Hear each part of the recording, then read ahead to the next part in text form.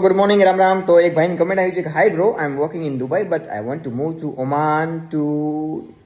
Oman, which country is better for me, like Dubai, Oman, Turkey, which country is better for me? Reply bro, તો thank you for your commenting. તો હું મારો જવાબ આપું છું કે આઈ થિંક ઇંગ્લિશમાં આપું કે હિન્દીમાં આપું, ગુજરાતીમાં ખબર નહીં, પણ હું ગુજરાતીમાં આપું કારણ કે મારા ગુજરાતીમાં વધારે છે લોકો. તો હું ગુજરાતીમાં કહીશ કે ભાઈ જો તમારે જો કરન્ટલી તમે દુબઈમાં કામ કરતા હોય તો આઈ થિંક તમારું સ્ટાર્ટિંગ સેલરી 35,000 થી 40,000 રૂપિયા દુબઈમાં ચાલુ થાય છે. 35, 40, 50 એ ડિપેન્ડ કરે તમારી કઈ ઇન્ડસ્ટ્રીમાં કામ કરો છો. તો હું તો હોટલ ઇન્ડસ્ટ્રીની વાત કરું છું. તો હોટલ ઇન્ડસ્ટ્રીમાં સ્ટાર્ટિંગ સેલરી 35, 40, 50 ચાલુ થાય છે અને પછી તમારા એક્સપિરિયન્સ પ્રમાણે તમને જેટલી મળે એટલે 2, 3, 4 એ નક્કી ન કહેવાય, ડિપેન્ડ કરે તમારા એક્સપિરિયન્સ અને પોઝિશન ઉપર.